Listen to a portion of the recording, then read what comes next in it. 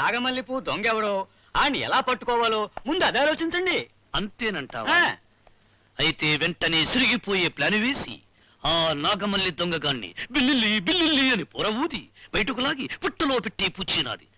అయినా వాడు మనకి సంబంధించిన ఇళ్లలోనే పర్రును చిచ్చుతూ ఎందుకు దొంగతనాలు చేస్తున్నాడు? ఎవడబ్బా ఆ వీర దొంగ?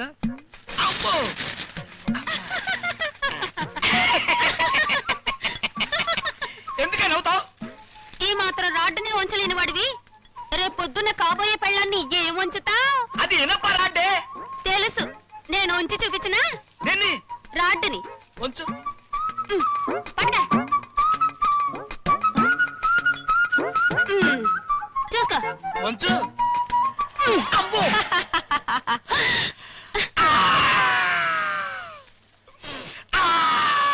ఎందుకు ఎడుస్తున్నావు? ఎందుకు ఎడుస్తున్నావు అంటే ఈ ఇనప రాడ్డునే ఇలా వచ్చేసావు. రేపు ఎప్పుడన్నా పొరపాటున నా చెయ్యిని అమ్మో.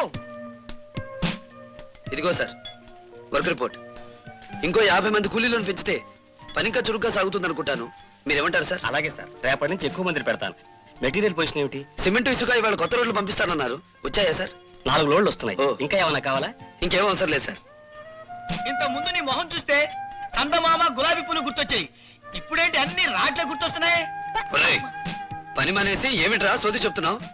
ఏం లేదు గురుగారు, దీనికి రాట్లు ఎలా అవుతారో నేర్పుతున్నా. ఇదిగో పిచ్చి పిచ్చిగా వాగామంటే నిన్నుంచేస్తాను ముందు. నువ్వు వెళ్ళమ్మా. అవును, అతను మనలాగా కూలీ తీసుకున్న మనిషే కదా, అతనికి నువ్వెందుకు అలా భయపడతావు? అతను నిప్పు.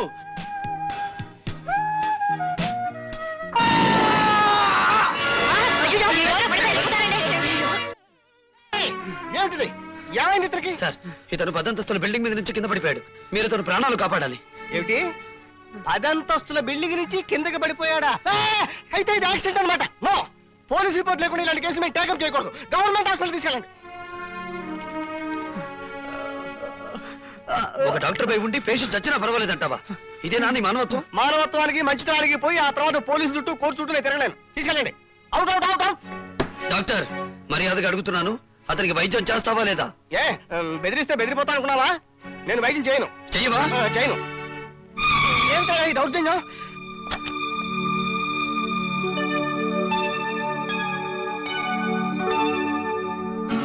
హలో, పోలీస్ స్టేషన్ అండి. ఇతనికి ప్రమాదం తప్పింది, కాకపోతే 4 రోజులు హాస్పిటల్లో ఉండాలి. మీ రుణం ఎలా తీర్చుకోవాలనుకుంటున్నారా? ఎలాగో తీర్చుకోనక్కర్లేదు. It's my duty.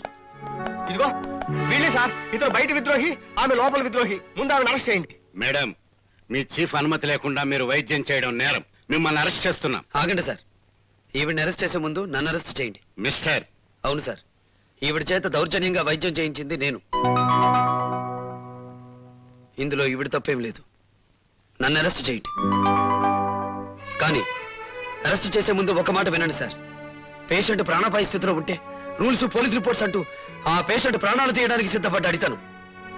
ఈ పేషెంట్ ప్రాణం పోయిన తర్వాత ఈ పోలీస్ రిపోర్ట్లు, రూల్స్ అతని ప్రాణాన్ని వెనక్కి తీసుకొస్తాయా? చెప్పండి ఇన్స్పెక్టర్. ఒక మనిషిని బ్రతికించడం నేరం అని మీరు మనిషిగా నమ్మితే అరెస్ట్ చేయండి. చూడండి మూలయ్య గారు, మీరు రూల్స్, రెగ్యులేషన్స్ అంటూ చాదస్తంతో పేషెంట్ల ప్రాణాలు తీయడానికి ప్రయత్నించకండి. వాళ్ళు చెప్పిన దాంట్లో నాకు తప్పేం అనిపించడం లేదు. అనవసరంగా నా టైం అంతా వేస్ట్ చేశారు. ఈ పాటికి నా మిస్సెస్ తో మ్యాట్నికి వెళ్ళి ఉండేవాడిని. I'm sorry mister. మీ ఫీజు ఒక అరగంటలో పంపిస్తాను. మా బాస్తో పెట్టుకోక. You are dismissed. Thank you. ఇంతకాలం మీ దగ్గర పనిచేసినందుకు బాధపడటం లేదు, మరి సిగ్గుపడుతున్నాను. సమయానికి అతని ప్రాణం నిలబెట్టినందుకు చాలా థ్యాంక్స్ అండి. మీకు తొందరలోనే మంచి ప్రమోషన్ వస్తుంది. ప్రమోషన్ నాకు ఆల్రెడీ వచ్చేసింది. చూసారా, మన మాట అంటే అంతే. మరి ఇంతకీ ఏమిటా ప్రమోషన్? ఉన్న ఉద్యోగం ఓటం. నిజమా? అవును.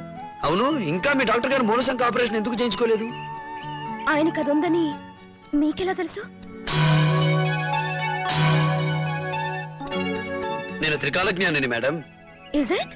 అవును, నాకు జరిగింది, జరుగుతున్నది, జరగబోయేది అన్ని స్పష్టంగా ఈస్ట్మన్ కలర్ సినిమా లాగా కనిపిస్తాయి. అయితే నెక్స్ట్ రీల్ లో ఏమొస్తుందో కాస్త చెప్తారా? మీకు ఇంతకంటే బ్రహ్మాండమైన ఉద్యోగం వస్తుంది. మీరెలా చెప్పగలరు? మీరు ఈ రోజు నల్ల రంగు బ్రా వేసుకున్నారు కాబట్టి.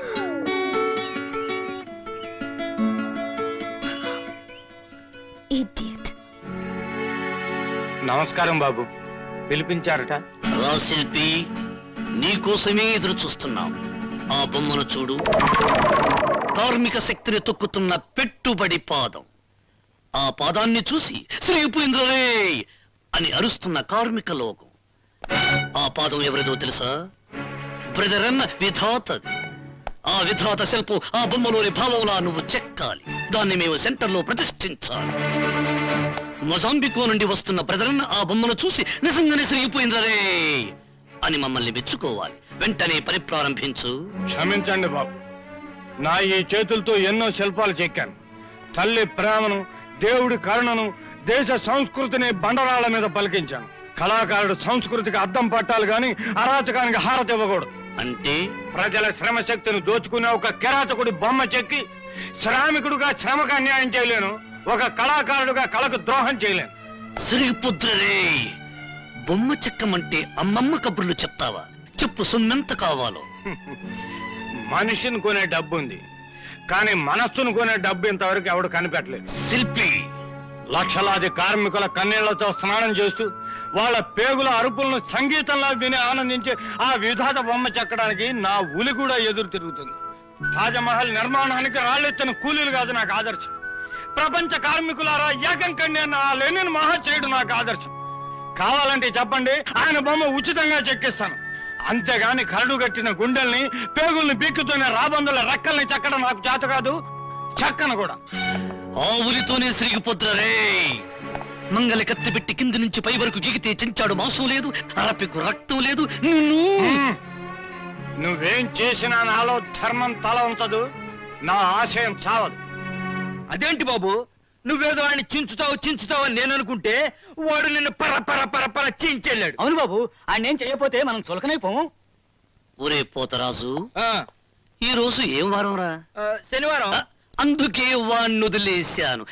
చవట సన్నాసుల్లారా, శనివారం నేను ఎప్పుడు చురుగు మహావ్రతం చేస్తుంటాను. అందుకే ఈ రోజున ఎవరిని కొట్టను, ఎవరిని చించను.